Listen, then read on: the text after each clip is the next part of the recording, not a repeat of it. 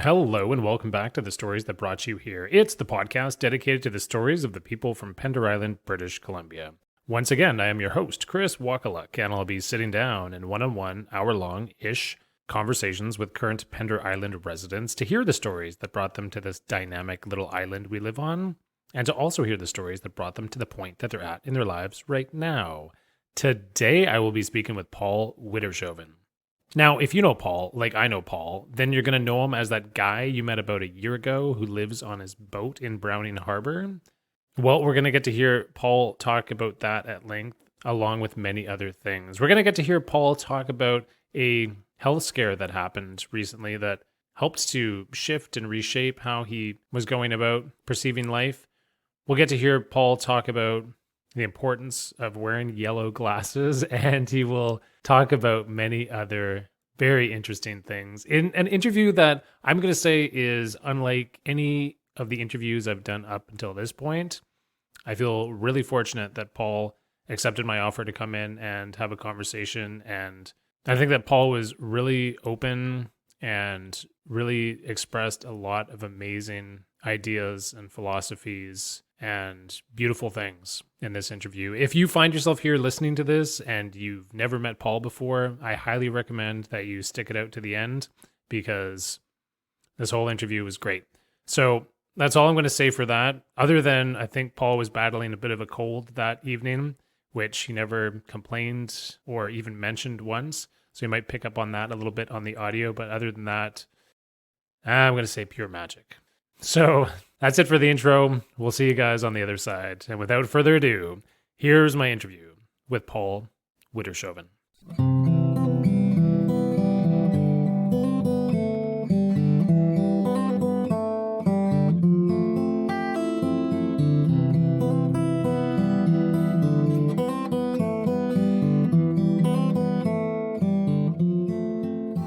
Paul, welcome to the podcast. Thank you. Right on. Here we are on a early October, late evening. It's dark outside. We have some great mood lighting going on in the basement studios here.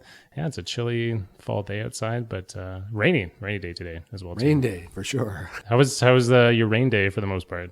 Oh, it was good. Rain it's just part of life when you live on a boat. So it's just another day. You just dress appropriately. Okay. I actually, when something you sent me, you said that you don't really get as wet on the boat as you would on land. No, I've never been wet in the rain since I've lived on a boat, except for the day that we rented a car, and I didn't bring my rain gear because I was in a car and I got drenched running to the car.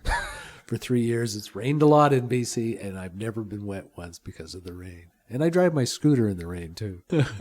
When did you get the scooter when you first moved here? 6 months after we came to Pender. We did the car stops and little folding bikes. That's for the first 6 months. And then it was scooter life soon after that. It's scooter life, yes. Now we have 2 scooters. Okay. Well, we're going to get to scooter life and boat life at some point during this, which I'm excited to hear about the boat life in particular. But before we get to there, let's hit the first traditional question, which is what brought you to Pender Island? Well, that's an interesting story all by itself. About 5 years ago, I've always had this dream of living on a boat. And I said to my wife, what? I told her these dreams. I said to her one day, I said, why don't we sell the house and go buy a boat? And my expectation was, don't be so stupid. And she said, okay. So we put the house up for sale. And 2 years later, nothing happened. Nobody was looking. Nobody was offering. So we sort of resigned ourselves to staying in New Brunswick.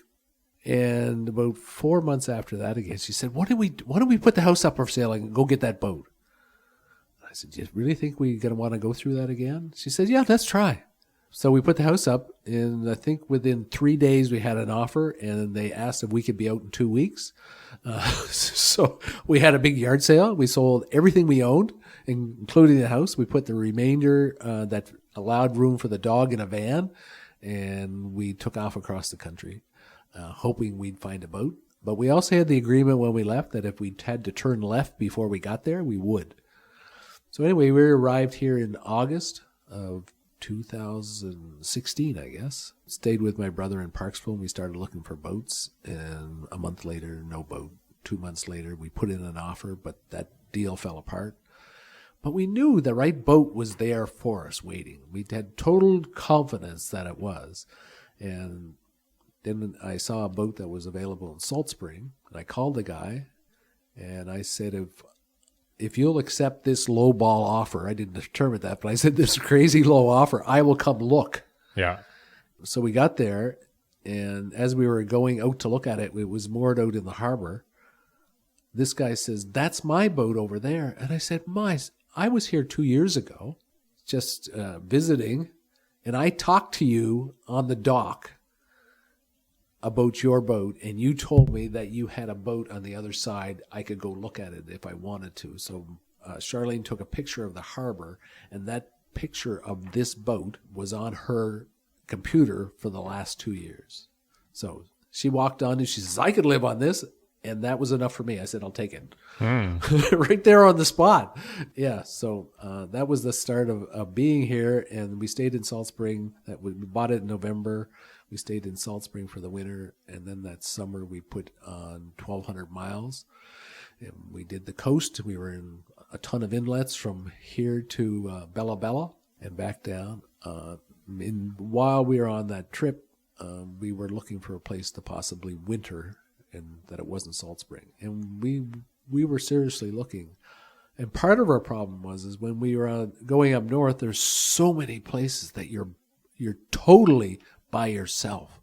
I mean, you and the land, you and the water, you and the eagles, you and the fish, you and the whales, and silence and peace. That most harbors felt very, very busy, loud. So we were looking for something special, and we just couldn't find it. We were in Quadra Island, and we thought there was a possibility that we could stay in Harriet Cove. It looked pretty promising. It was pretty quiet. And then one day she said, well, I was looking on the charts and in the coastal cruising books, and there's this place down past Vancouver. It's called Pender Island. They got a laundromat. They got a liquor store. They got a grocery store. They have a library. They have a pharmacy. It's just about perfect. I said, you know how far away that is now? No, but I'd really like to go. So off we went. It took us 3 or 4 days to get here. And when we pulled in the harbor, there was just this sense is that this seemed like a good place. I don't even think we got to shore yet. It just had this sense, and that sense has only built since we've come. And we've only left 3 times for no more than a day. Wow. We've been to Salt Spring. We've been to Prevost. We've been to Main Island, and once to Sydney in the last 2 years. Okay. And so this whole time that you've been on Pender, you've been in Browning Harbour? Yes. On your boat? Yes. Okay. And so, on a mooring. On a mooring? Yes. Okay. And so, well, you know, I've never interviewed somebody in this podcast yet who lives on their boat. How many people live on their boat in Browning Harbour currently? Maybe 2 others. Whoa, seriously, that's it? In the harbor, yeah. They're in, maybe 1, 2 at the dock, maybe. Okay, all right. I thought it was actually a few more, but I guess... in the summertime, there's more people who stay on their boats, but year-round, I think there's only 2 others. Okay, so can you describe what it's like to live on a boat year-round? At first, it was really, really hard. It was hard work. Everything was new. Everything was old. Get the stove, the diesel stove. We got there in November, so it's kind of chilly, and it snowed that winter. It took me 3 months to get that stove to throw off any heat. It was tough. It was really, really tough. But we got through it, and now it's grand. The coziest place on the entire island is on our boat. The temperature is always 22, 23 degrees. Oh, no, it's beautiful. Yeah, and it's cooler in the sleeping area, so we got life perfect as far as temperature. But we haul our own water. We haul our own fuel for the engines and for the stove. We prefer to be on the mooring than at the dock. The dock is not really that noisy, but for our standards, it's just busy. We like the peace. We like the solitude. But probably the most amazing thing is living on a boat is that you are in nature, literally. And between the seagulls and the otters and the seals and the wind and the sun and the moon and the stars and the calm, I'll give you a sense. Charlene had never been on a boat really in her life. Okay. So this is pretty big of her, brave of her to say, yeah, I'll go buy a boat and live on it with you, right? It could have lasted a week. Yeah. And she says frequently, I love this boat. I love living on this boat. It's just, I can't tell you why, but it's warm, it's ours, it's quiet, it's close, but yet really far away. Yeah, it's pretty special. Okay, well, two things I want to get to. First one is the logistics, and the second one is the feeling around it. Because I think for most people, they wouldn't really understand what the logistics are. Because you said that you haul your own water and you haul your own food, or and food and fuel as well too, right? Yes. But what does that look like? Well, we don't use much water, but we haul in 20-liter jugs and pour it into our tank. Okay. And we have a filtering system on the boat. So we haul that from shore. We don't bring the boat in, fill it up. And it's just a habit we sort of started with, and it seems to be part of the routine. And it's not a big deal anymore. It's just part of life for us is that you haul water. And we're excited about how little we use. We wash dishes. We wash our hands. Before we showered on the boat, and we had hot water only on when we took showers. But now we shower at the marina. We probably only use 3 gallons of water a day maximum. Yeah, so it's kind of cool how little we use. We have no electrical appliances on board. We have an alcohol stove that we cook all our food on. We have a diesel stove that heats the place. We have 2 laptops, and we have lights. That's the extent of our appliances and our electrical gadgetry. And what's the size of the cabin? Where our boat is 63 feet overall, so we're a little spoiled. Okay. Most people don't realize that in our salon we have a love seat and 2 lazy boy chairs, one of them for the dog, of course. So it's a large, comfortable boat, and as one guy who works on a boat, he says, you have the driest boat I've ever seen. It's warm. It's dry. It's not wet. It's not damp. We're spoiled lucky with that. Okay. Yeah. And so you talked about your wife describing her joy of living on a boat and being surrounded by nature. So that feeling, is that a sense of feeling invigorated, feeling of adventure, like activated from being on the water all the time, outdoors, all those things? What is it exactly that? There is no exactly. It's almost like you're in sync with the world or with nature, right? You're moving up and down with the tide. You may not even recognize it, but things are changing all the time. You know when the moon rises and when it's where it is in the sky. You don't have to go looking. It's just part of the day. And when you're there, you're conscious of the weather. And it's not so much as that you're worried about what's happening tomorrow. It's just you're a part of it, and you can't avoid it. And you don't run out to your garage and jump in your car. We go out onto the deck and we jump into our little rubber dinghy, right? So we participate in the weather, and then we get on our scooter, and you're just part of it. And I don't think you can even explain it without experiencing it. And it is adventure to the point is this whole thing was based on trusting that things would work out. It's like the deal on the boat falling apart. And I am so grateful that the first deal fell apart, because this boat is so much better. Because we have natural light on our boat that allows us to be above the water line. So we're not sitting in a cave. Okay. Yeah, and that's been such a gift to have light, natural light all the time. So we trust that's how things will be, and it will continue. That. Yeah, it's just, if it looks like it's a negative thing, so to speak, there's something else coming. Always. Yeah. Yeah. Well, thank you. That's a really great description, Paul. That's great. I want to back up a little bit and head back to the time that you decided that you wanted to go purchase a boat and you're living in New Brunswick.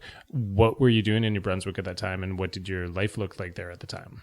Well, to put it really simple, we had a house that was on a hill overlooking one of the famous rivers in New Brunswick. It was gorgeous, absolutely gorgeous. We had 2 big chairs that we sat in every morning, had coffee, and ate breakfast.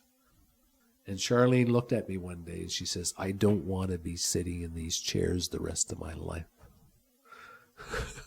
Meaning that life was not that adventurous.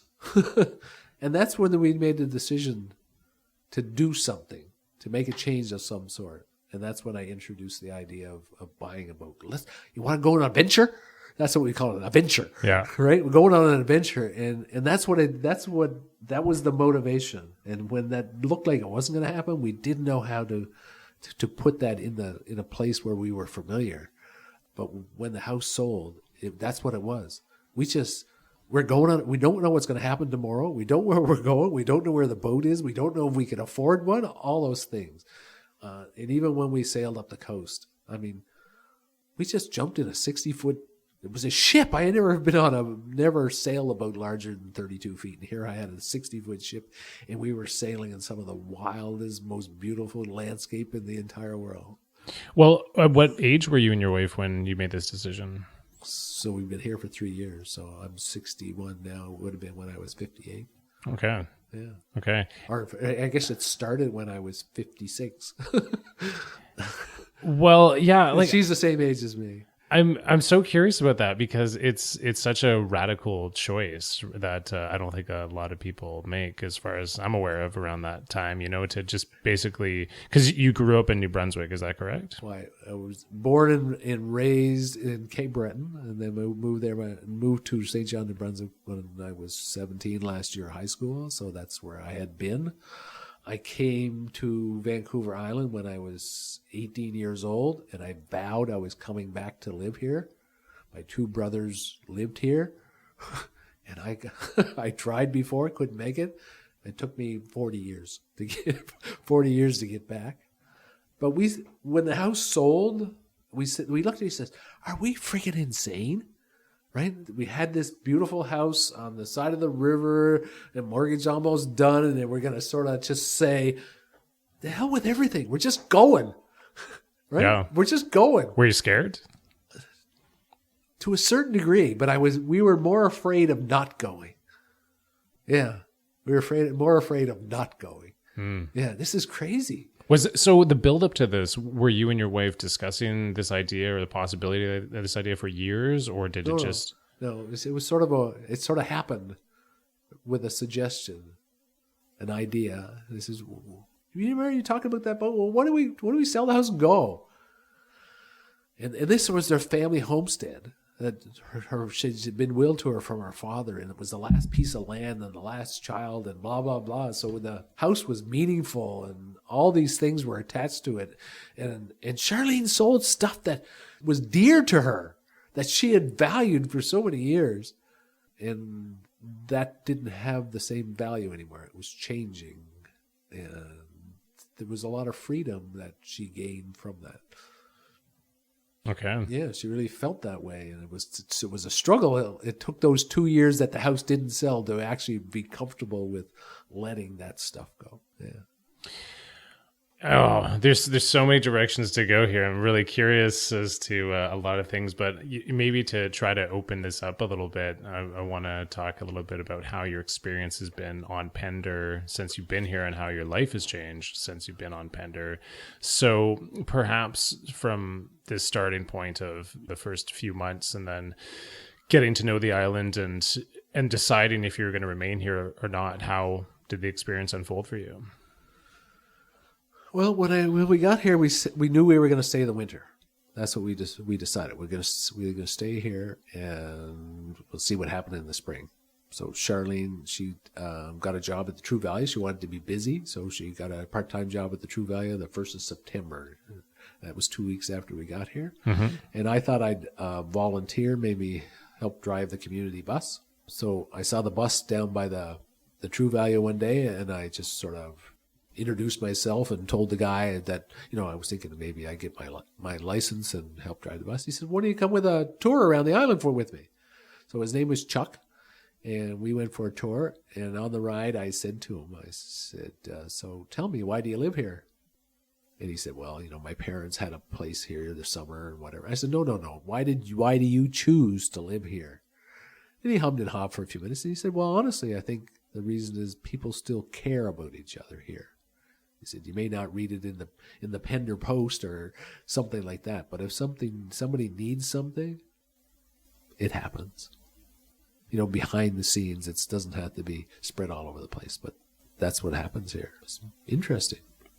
And then in November, one day I wasn't feeling very well. I had problems with my stomach, and I went up to pick up Charlene at the grocery store, and on the way back, I told her, and she says, "That sounds like heart to me." I said, No, it doesn't feel like that to me. So I had supper, and I went outside after supper, and I had this really intense feeling. And I looked up on my phone, heart attack symptoms. 1, 2, 3, 4, 5, 6, 7. That's what I had, the top 7. Oh, no. So I walked back inside. I said, "Charlene, I think you better call 911. I think even before she got the phone dial, she was in the dinghy ready to go. She wasn't going to wait for me. So anyway, we went to shore, medical center, people waiting on the dock, helicopters flown to Victoria, rushed me in. I get 2 stents, blah, blah, blah, blah, blah. And we're strangers here. And somebody the next morning that Charlene had met like once or twice walking the dog calls from Kamloops and said, "I heard about Paul. The key to the house is underneath the whatever. Just feel free to stay there. Come if you need a space. If Paul gets out, whatever. Just use the house." And people, Facebook, they stopped her in the dock. They stalked her in the street and volunteered to help her or bring her this or do that or assist her on the... I was just blown away. So was she.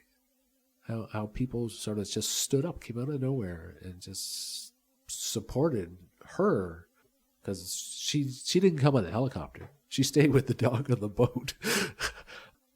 Yeah, it was really fantastic. Yeah, and that whole experience was like that. I remember 52 people. I counted them. Between the ambulance people, the doctor, the helicopter pilots, the paramedics, and the staff at the emergency, the staff in the cardiac unit, and every one of them are incredible. So we sort of got this bond, this appreciation for what's here. So, yeah, that's really wild. Well, first of all, how did things go health-wise after that happened for you? Well, I recovered quite quickly. Okay. All right. Yeah. And then along with the recovery came a appreciation for the community. Yeah, it was also big, the appreciation. And we sensed there was something here, but that was sort of our introduction. And life has been sort of, I'll call it magical in other ways since we've come here. Yeah, things have happened that you just can't even imagine that they could happen. Okay, well, let's get into generosity. And well, for an example, is that Charlene was trying to find a place where she could do some weaving, and she asked and inquired and so on and so forth, and either was crazy expensive or whatever. And then one day somebody said to her, says, "Well, I know I have a friend that I said you were looking, and they said they might have a place for you." So she went to see it, and she came home, and she said, "I've been imagining what an incredible place could be for me to do this. And where I just came from is way beyond that." Just way beyond that. And she said, I asked him how much it would be. And he said, "I want you to weave some blankets." And that's it. And he just gave his space to her, and it was just beyond her imagination that it would be so incredible. Yeah. Magic. Yeah. And it just, the appreciation that she has and I had regarding that is just, wow. And it really, the response is how can we participate in that generosity? And so how have you guys attempted to participate in that generosity? What has happened because as I know you and I know a bit about this background story of how there's been a transformation in your life, I just think it would be really interesting for other people to get to hear about a little bit. The heart attack was in November, and then in January, I wasn't feeling well psychologically. As much as I felt I had recovered from the heart attack, I still had very little energy. But the thing that I recognized is that with the summer before, when we were living the absolute dream, I mean, we were alone in the Princess Louisa Inlet, which is one of the most spectacular places in the world. Truly. After a 36-hour torrential rain, when you go to Princess Louisa Inlet, there are thousands of waterfalls pouring out of the mountains, almost on top of you. It's beyond description. You have to experience it. So that summer, that was the experiences. I mean, we're talking bears, whales, seals, dolphins, stars. It's just beyond comprehension. Yeah, exactly. Angels singing. But there still seemed to be something missing. Yeah. What was missing? And I came to the realization because of a friend of mine. He's a real estate agent in Nanaimo. And he did a talk at a big convention to all the top salespeople. And what he did is he played some music, some pretty upbeat music. And he just turned it on really loud, and he's up there dancing, and like 3 people out of these 1,000 people stand up and dance. And he said, well, that didn't work very well. And I'm watching this on YouTube because he's told me about it. So he changes the music. So he puts some disco on, right? So he says, okay, come on, people. And there's like 10 or 12 people out of the 1,000 people up dancing. So this is the time for his little lesson, right? He said, I was very much like you. He said, I thought I had to behave in a certain way. I had to do this. I had to conform. And I wasn't free. And I wouldn't dance. He said, but I made a commitment to myself after I became a drug addict and addicted to this and stressed myself out on work and whatever, is that I wanted to dance in life. I have the freedom to do so. And when he was saying this, I was thinking to myself is that I wasn't dancing. All that I had, right? I was living the dream, but I wasn't dancing. Mm. And what that meant to me is that I wasn't giving up me. I wasn't giving up myself. I had gifts that I had to share with people. So he played the last song, and he said, come on, people. Either you're going to dance in life or you're not. And he turned on country, and 1,001 people got up and danced. And I committed that day that I was going to dance with life. So what I decided to do at that point was, how do I say thank you to these people? They said, well, I'm pretty good at marketing stuff for small businesses. Why don't I just offer 3 people that I'll review their stuff and I'll work with them? One of those people who answered that call was your wife. Mm-hmm. Which was wonderful. That's how I got to meet her and meet you, and 2 other people. And those other 2 people, I still have great relationships with them. And one of those people is now what I call my best friend. Right on. Yeah, and that was sort of the initiation of me giving. And actually, John was the second person I met. And we met at the Slow Coast. And he sat down and he said, we talked for like a minute. And he said, well, what do you really want? I said, I don't understand. He said, well, what do you really want from me? He says, I've been in the corporate world for a long time. Nobody doesn't give nothing for nothing. And I said, I don't want anything back. I'm grateful that you give me the opportunity to give. With reservation, he said, okay, I want to hear what you have to say. And that was one of the most important things that has happened to me, is to give with no expectation of return. And let me assure you, I got a lot back. I'm finding this so amazing to hear you speak about this and to talk about it right now, because this story of you coming out and having the experiences of being on the boat and selling the house and making the move, that's the end of the Hollywood movie. You guys are Right, by yeah. yourselves, and you're experiencing the wonders of nature, and then the credits roll, and that's the end of the story. But far from it is that you continue to look for a more enhanced, higher quality way to live. Yeah. There's Yeah. still more. There's still more, for sure. There's still more. But what you're experimenting with, you're putting into action is an application of generosity for the sake of engaging with life more. Yeah, it gives me a chance to dance. Yeah. Nice. Yeah. How are you enjoying life right now? I don't think it's ever been better. Yeah, I don't think it is. I don't know if it can be. I can have more experiences, but I'm in a pretty good place right now. For myself and other people listening, what is it about life that's making it so good for you right now? Is it how you're perceiving things, like how you're interacting with it? What is it that's making it so good for you right now?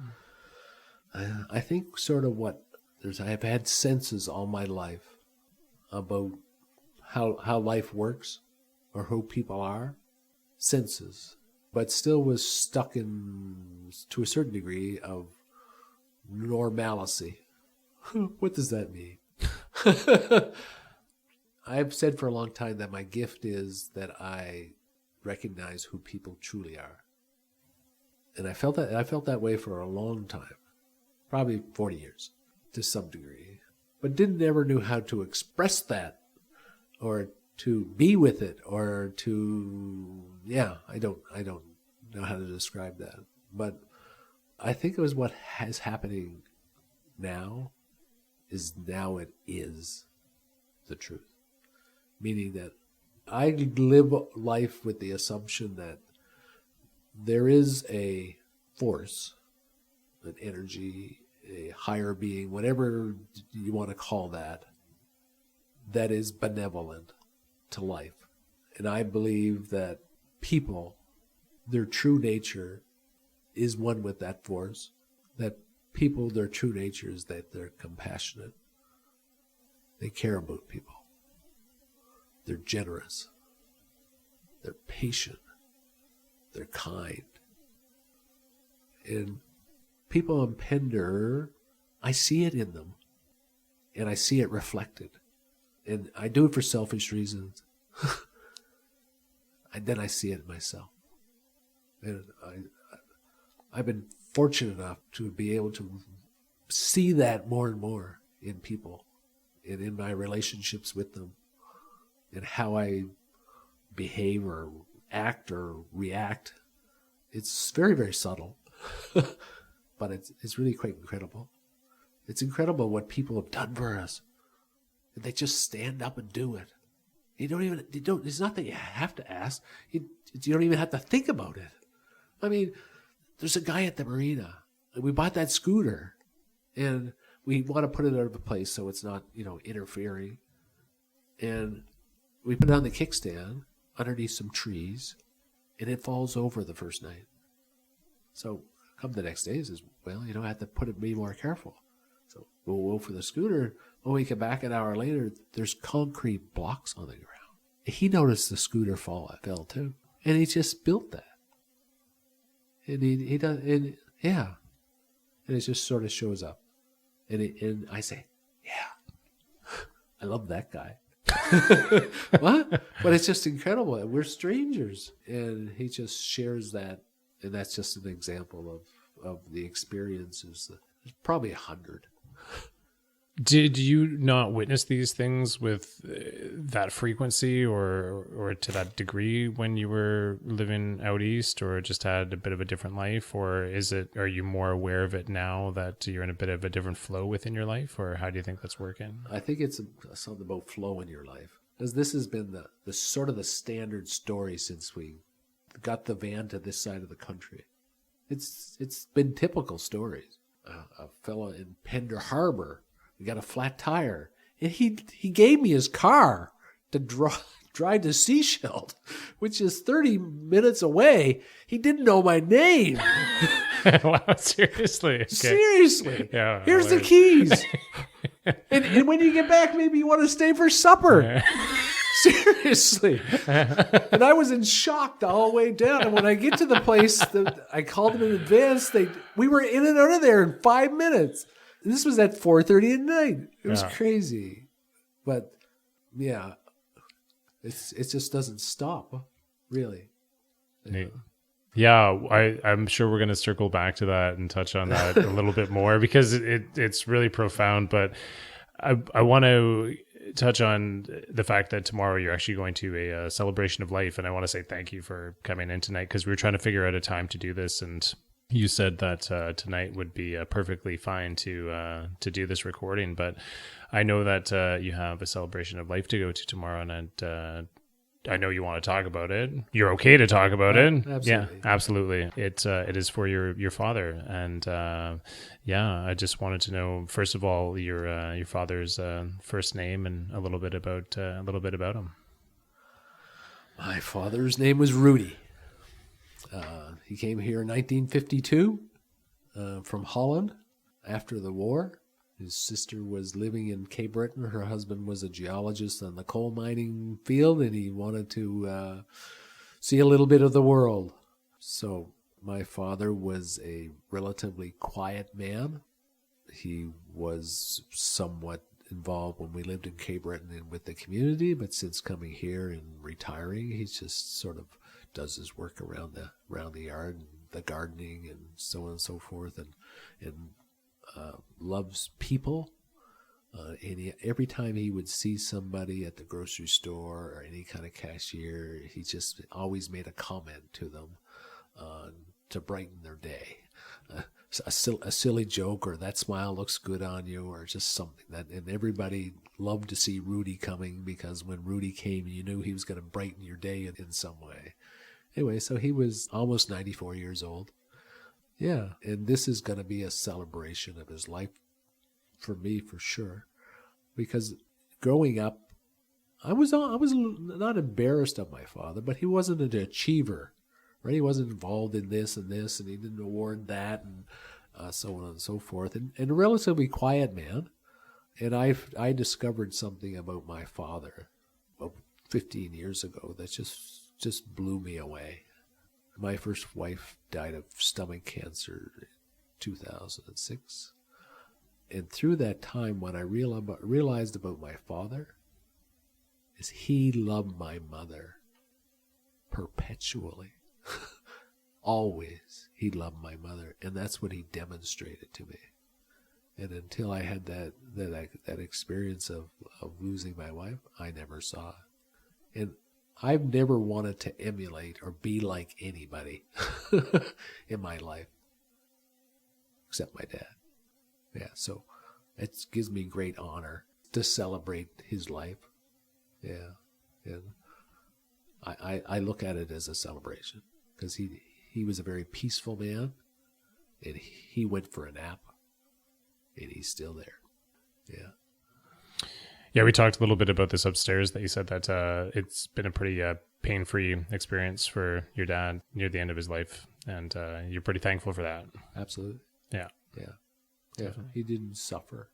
And he was amazing because he didn't suffer. He was incredible. He had dementia, but not Alzheimer's, so he maintained his personality, stayed. But he was incredible because he came to a point where it wasn't safe for him to walk. They lived in New Brunswick as well. They just moved here a year ago, actually to the day that he died. Yeah, 1 year before that. He couldn't walk through the neighborhood anymore. It was very quiet, but it was just, he couldn't do it. So he was somewhat restricted to his backyard. And somebody suggested that his world was getting very small. And then my mother told me a story. She says, no, his world is not shrinking. He just sees the smaller things. He sits in the yard and he's amazed at the birds and the flowers and the petals of the flowers now versus seeing the big clouds in the sky. And he just went deeper. And it was amazing how he adjusted. And he never complained. He never said, I want to go for a walk. I do that. No, my mother said that he couldn't go to the yard anymore unless he was he didn't. So He picked the weeds, and he knew the details of the flowers and where the birds sat in the trees. And yeah, he turned it into something more because he had a smaller distance to travel. Yeah, it's sort of symbolic of how he dealt with it. Yeah, That's incredible, actually. yeah, it is. Oh yeah, well, he was amazing. Yeah, he never complained ever. No.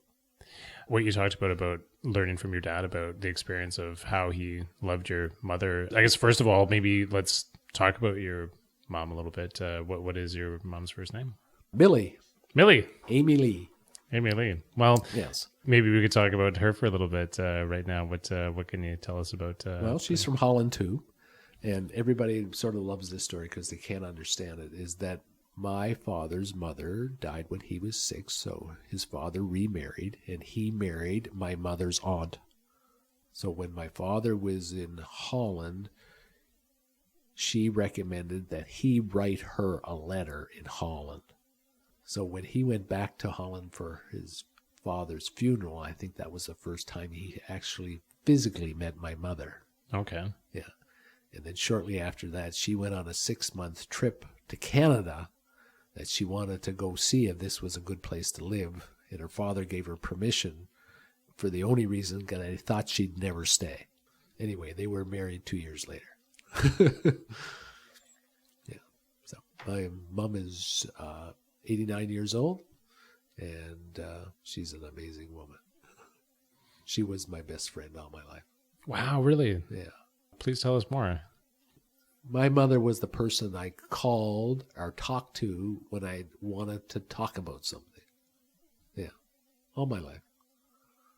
Yeah. I could talk to her about anything. And for the most part, we talked about deep stuff. I call it deep stuff, right? Versus the weather. Yeah, she was very important all my life. Yeah. And both my wives were always a little sort of jealous at the depth of that relationship. Yeah. Okay. Well, I guess I just want to say my condolences to you and to your mother. I'm just really feeling that right now. Yeah. He was an amazing man. So and I've always had this non-fear of death. And when my first wife got stomach cancer, she died 14 months later. But that year was amazing. It was the most incredible time. She learned to accept love, and I learned what the hell it was. I'd never had a clue. Not a clue in the world. I thought I did. I fell in love with her on my 25th wedding anniversary for the first time. How did that happen? Well, my kids were planning a 25th wedding anniversary party, and we were going to the grocery store in to visit her father, who was in hospital. And as we were driving into the parking lot at the grocery store, I found myself singing in my head. I don't sing in my head. I ever sing in my head. And I found myself singing. And I said to myself, what's up with this, Paul? And then it dawned on me. I fell in love. Yeah, and that whole year was an expression of that, a deepening of that, an understanding of that, a living of that I am forever grateful for. I want to stick with this topic for a little bit because I think that a lot of people, myself included, might not actually have a firm grasp of what love really is. I think that it's a word that has an incredible amount of nuance and depth to it, and that when you say you fell in love with your wife for the first time for 25 years during a time where she was suffering from stomach cancer, I just want to explore that a little bit further, that what happened to bring you to that point, to this realization that you fell in love for the first time? For a long time, I knew I was inadequate being a husband.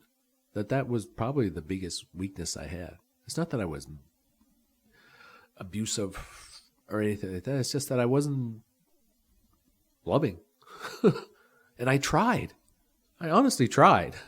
I read, I studied, I spent a lot of time thinking about it, and I couldn't bring myself to being different. And then one day it changed. I didn't do anything, but it changed.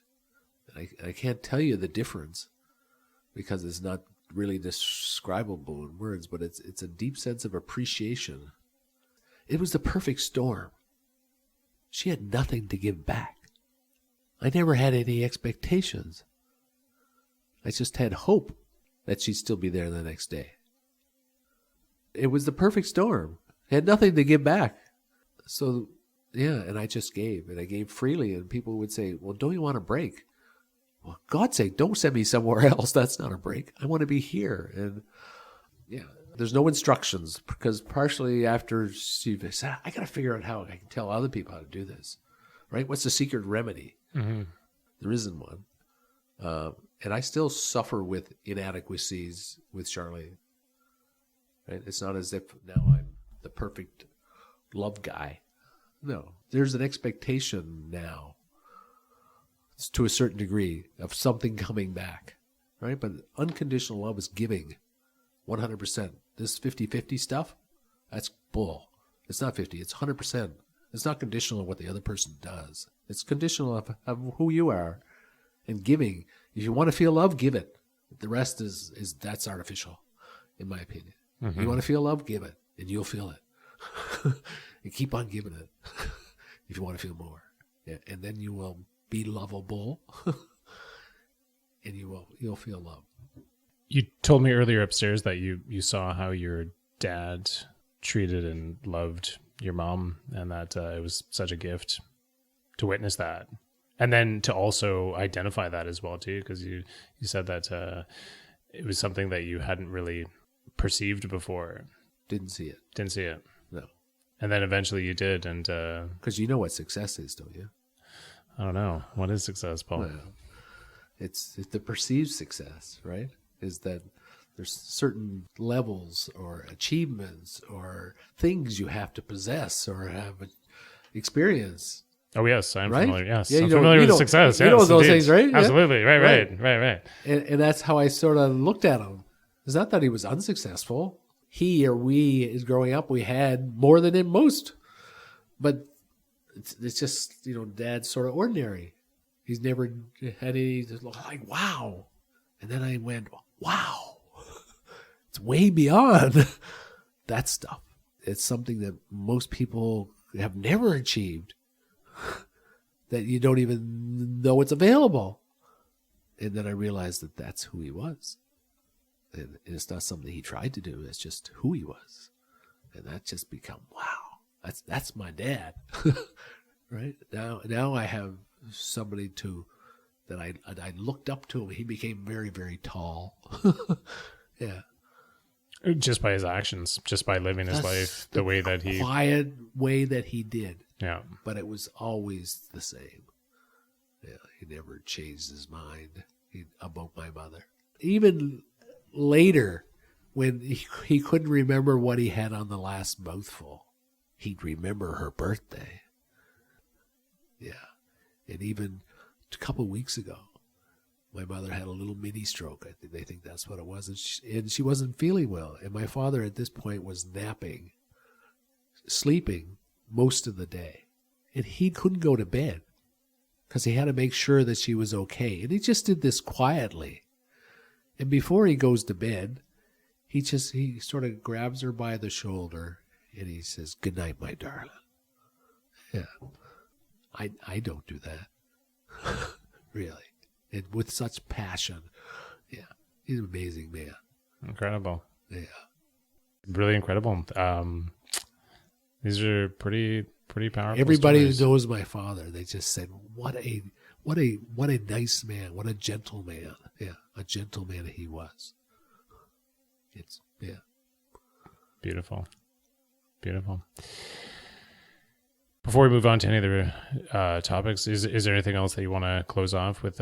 Speaking about your dad or your mother or your first wife, any final thoughts on those areas or? Not really. especially now with Dad's celebration on Sunday. What's unique is all three sons are now living on Vancouver Island, if you classify Pender on Vancouver Island. Yeah. Which is nice. My daughter's flying out. There's going to be my brother's children there, as well as a couple of cousins. Probably the most Widdershovens in one spot in a long, long time, and ironically on the other side of the country. It'll be a nice day. Right on. Yeah, wonderful day, I'm sure. So 2 other brothers, so there's 3 of you? 3 of us, yeah, and ironically, we're all here now. Yeah. Yeah. Okay, where are you in that line? I'm in the middle. You're the middle child. Of course. All right. What's your older brother's name? Rudy. My oldest brother's name is Rudy. Okay, yeah. Rudolph, when the phone rang, was always with junior or senior. And my younger brother's 2 years younger than me, and he's Terry. Fantastic. I just want to get back to a couple more Pender-centric things here. And, it's interesting for somebody who's relatively new to the island and living in a bit of a unique situation. What have you been doing to integrate into the community, and what sort of activities and events and people have you been meeting since you've been living on Pender Island? The funniest question I get it really is, well, what do you do all day in your boat? What do you do all day in your house? It's much more work having a boat. Boat's a lot of work. It took me all summer to paint the hull. Of course, I didn't take it out of the water. Which looks beautiful. I saw that on Facebook, by the way. It's like British racing green on the bottom. It's fantastic. I'm extremely thrilled on the results. And last year I did the deck. But besides that, of course, there's some casual social stuff that happens at the marina, right? Yeah, that happens every day. Fundamentally, Charlene and I both come off the boat every day, and not just to put your toe on the land, but to participate in the community.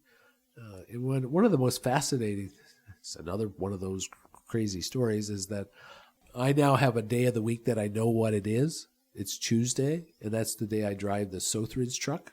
Okay, yeah. And I go pick up supplies. That's so I have a grounding once a week. Okay, so for people that know, Southridge is a local country store. So you pick up the food and bring it back. You go to Vancouver Island, you take the ferry, bring it back. Yeah, exactly. Okay. Every Tuesday, we leave at 8 and come back at 4. Okay. Makes 10 or 12 stops to pick a variety of things up.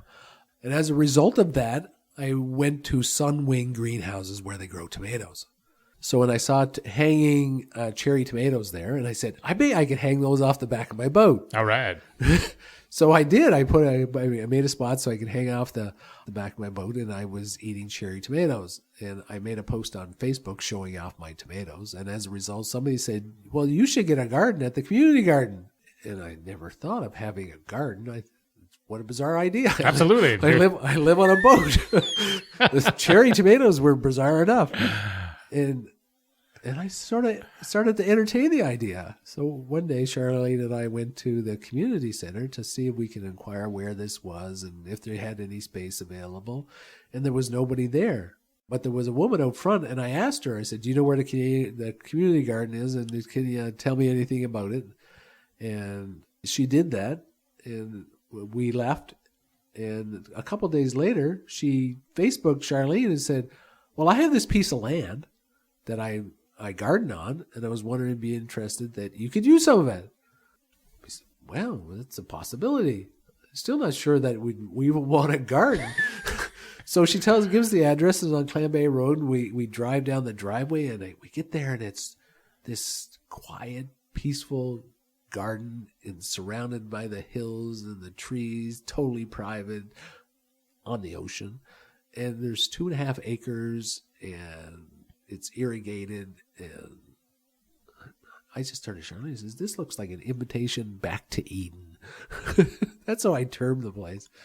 And she said, well, you can use any one of those 2 plots. You can have 1, you can choose 2. And I looked, and she had injured her shoulder, and I said, why don't I just help you?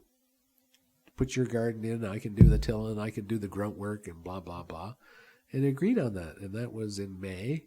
And I go there every day now to my garden. And the first thing I do in the day is sit in a chair under the apple trees. And I just sit there and be quiet for some minutes. And the birds just I'm part of the environment there now. The hummingbirds and the thrushes and whatever just zinging by my head, and it's just an amazing place. Yeah, I spend a lot of time there now. Okay, yeah, I just found out about this tonight when we were discussing this upstairs. But it's more magic. Yeah, yeah. Well, and so what have you been growing at? Full range of vegetables, including we planted not very long ago for a winter crop. Plus, there's 2 greenhouses there, and starting to propagate some other plants, and we'll be preparing plants during the early spring to put in, and we're hopefully going to supply the Friday soup with the vegetables they need on an ongoing basis next summer. Oh, seriously? Yeah. Right on. Cool, huh? So, yeah, totally. So for people who don't know, the Friday soup is part of the community hall. They have a Friday lunch that takes place that they make soup every week. Every week. Okay. Yeah. So it could be some vegetables from you guys. Help fill the pot. Fantastic. So you spend your time gardening every day, which kind of blows me away. But yeah, also what other activities and organizations or people, because I know that you're kind of involved in different things on the island, but what... Yeah, I'm not really heavily involved. I do enjoy going to the Socrates Cafe once or twice a week. Yeah. That's pretty cool. I participate in a Save the World meeting. But in general, it's more about the simple interactions with people.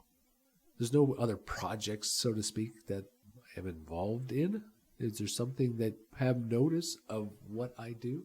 Well, no, I was just sort of thinking about, because of course I know that the Socrates Cafe, so people who may not know what that is, it's a twice a week, it's a gathering of people to talk about a specific question. It's a philosophical conversation between a group of people that takes place. But you mentioned about simple interactions with people. Yeah, well, I have a lot of friends on the water now, and people that I've met. And I use the same fundamental. People have asked me to help them, and then they ask me, how much do I want? And I find that a very challenging question. You're my friend. Am I supposed to get paid to be your friend? Right? You're not asking me to paint your house while you go to work. You're asking me to help you with your boat. And that's been so much shocking to some people. No, I'll help you. How much do you want? You have to promise me that you will not pay me. You have to promise me, right?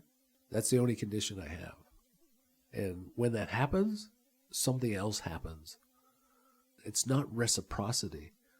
It's really been some, I call them exciting, sort of transitions in people's attitude toward themselves and also their freedom to give.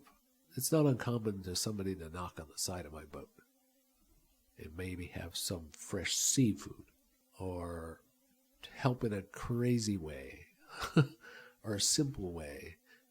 It may be food, it may be a drive because I'm lugging gas jugs, but it's like a community. I think it was more interactive like that before, where people depended on each other, and it wasn't all about that I got to make a buck. Mm-hmm. Everything is charged for, where people now have the money to not need people; they can just hire them. Right. I feel good in enhancing those kind of relationships. Yeah, through doing this podcast, I've noticed that people who had lived here decades ago had spoken of a time like that existed on Pender more, where it was more about an exchange of labor between friends.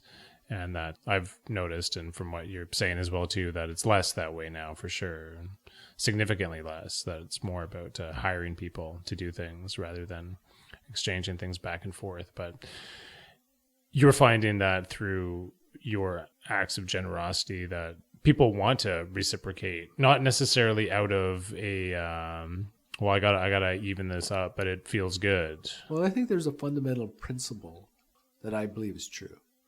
Is everybody has something to give.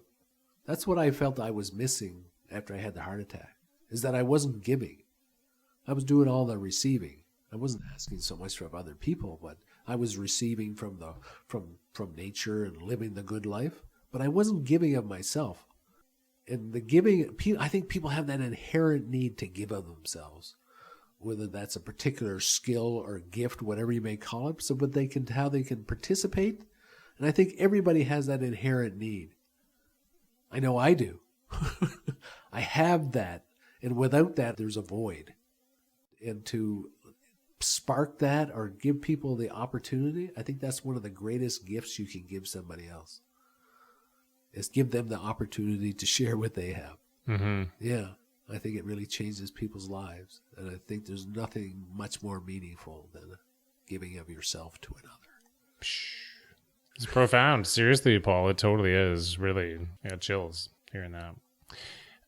The second traditional question that that this podcast is who's helped you on Pender Island? And it's kind of an interesting one to go to. And the reason that I asked this question is because initially I thought, okay, well, the person sitting on the other side of me is going to be talking about themselves for an hour, so let's allow them an opportunity to give back within the conversation and have them highlight some people within the community. And then what came from that was realizing, oh my gosh, everybody I've asked this question to has answered. There's so many people. It's such a giving place. And it really made me realize just how generous this island is by hearing one person after another say, oh my gosh, there's just too many people to list, like giving a handful of names, but saying I'm missing so many people. But my question for you is the same as everybody else. Is there anybody that you want to specifically mention or throw that out to as people who have specifically helped you along the way? I'm not any different than anybody else. We've only been here a short time. And from the very first moment we stepped on land, before we stepped on land, there was people giving. I called the marina and said, how much to drop off my garbage? And they said, oh, well, there'd be no charge. I said, no, there's no charge. They've changed their policies since, but that was the first thing. And then the scooter thing. And that was he's one of the most inspirational guys. The quiet maintenance guy that nobody sees at the marina. He's amazing. I don't think he knows it, but he is amazing. One day we were coming out of the True Value, and we see you there, and he's in his truck with his dog. And we got 2 big bags of groceries. And he's got the dog, he gets some groceries, he hops in his vehicle, and he drives home. A few minutes later, he's back in the parking lot. No dog. And I said, oh, you came back. What are you doing here? I came to drive you home. Really? Yes. So we hop in, and he drives us back to the marina because, we had 2 bags of groceries. Not that we couldn't carry them, but he felt that was important. And at the same time, the reason we were walking is that my scooter broke down at the community center.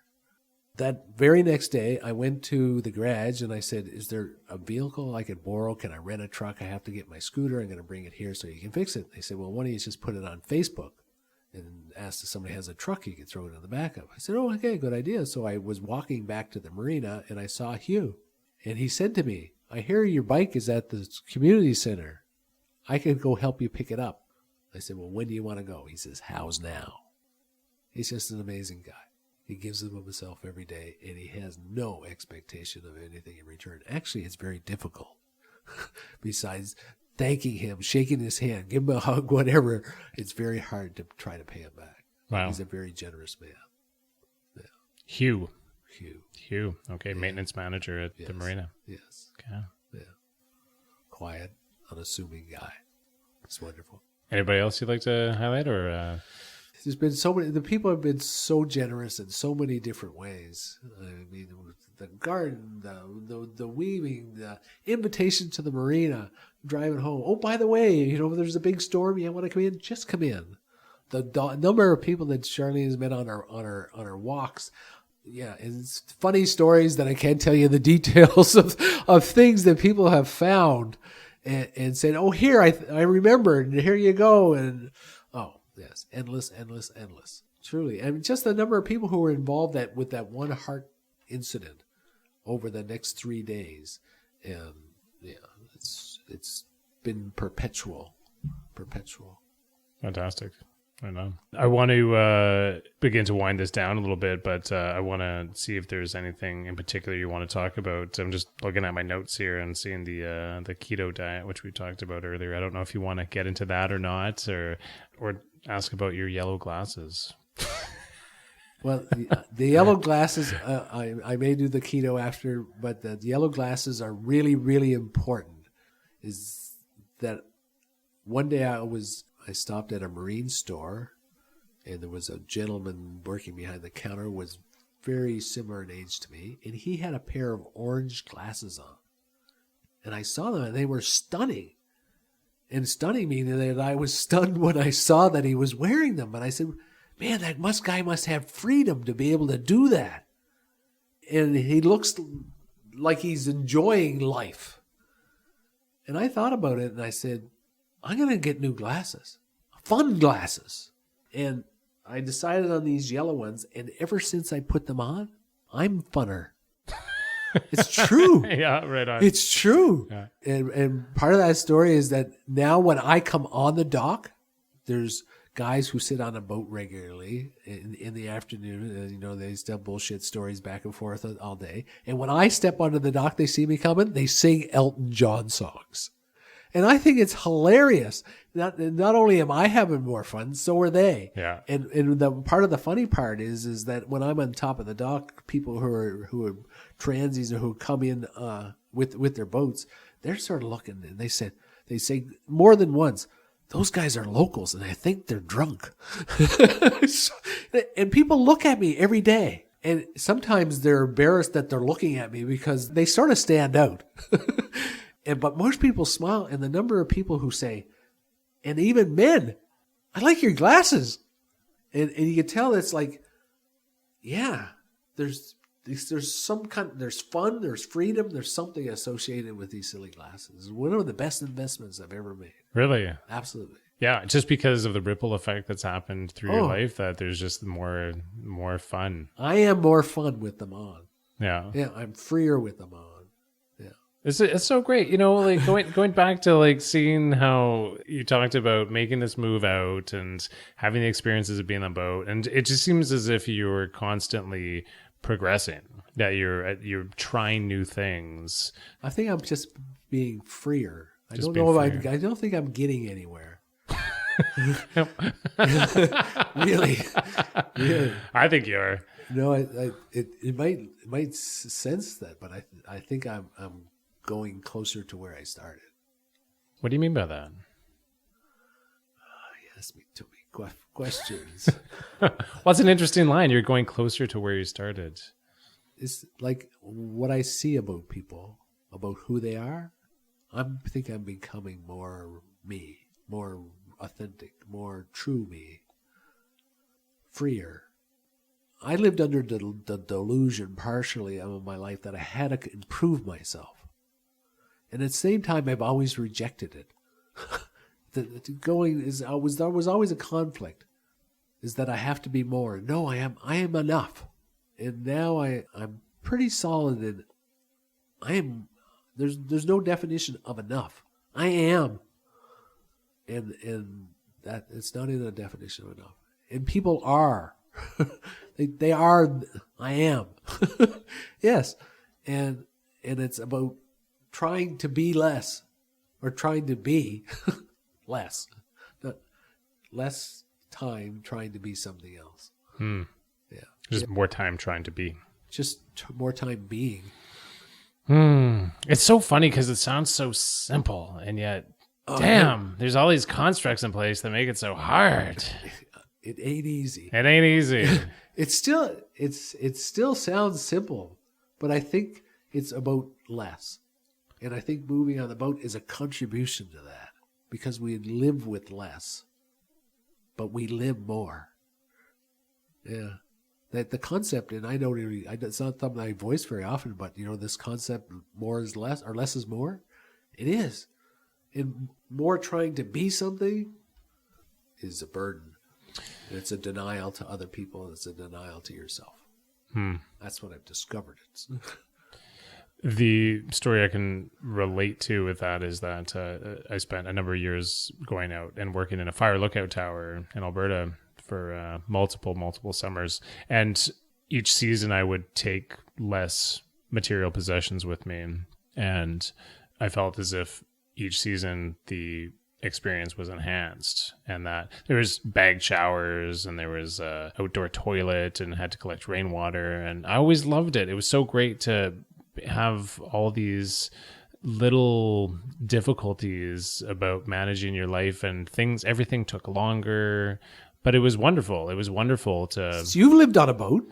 Well, sort of. a land boat. It's the same concept exactly. And I didn't try to do it. Yeah, and I've moved away from that. And as we're having this conversation, I'm sort of thinking, yeah, this is all making sense what Paul is saying, and it's bringing me back to those days and remembering just how much more my life felt like and when there was far less. And I didn't plan or try to do this. It wasn't a strategy. It's just sort of happened. Did you allow the space for it to happen, would you say? Yes. Part of it is the principle of adventure, is embracing the unknown. Ah, there we go. Yeah, that's probably the biggest contribution, I think, is really looking excited about the unknown. Excited about the unknown. Yeah. Yeah. That's what an adventure is, because that's how we started. And it still is an adventure.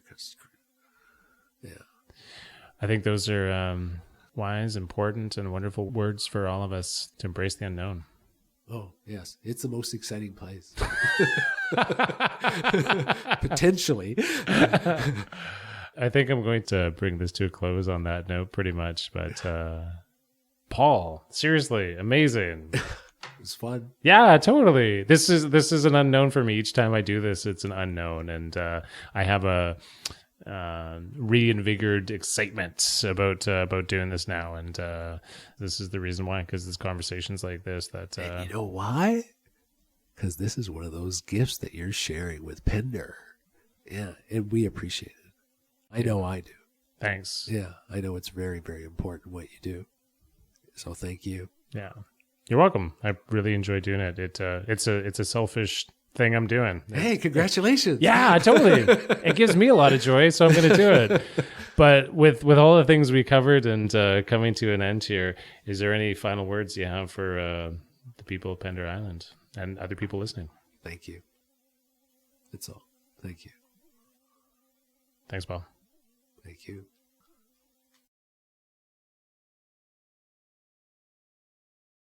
All right. Well, I'd like to thank Paul for doing that interview.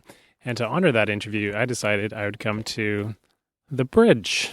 So the bridge is what connects North and South Pender Island. And it was built around 1957, I believe. And it's only about 300 feet across. And it just runs over top of a little canal that divides the two islands. And the reason I decided I'd come here today is because there's only one bridge on Pender Island. And I feel as if Paul is able to connect and bridge ideas for me in quite a unique way.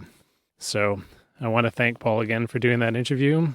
I want to thank Ptarmigan for helping to support this podcast. Thank you to Ben McConkey for providing the theme music.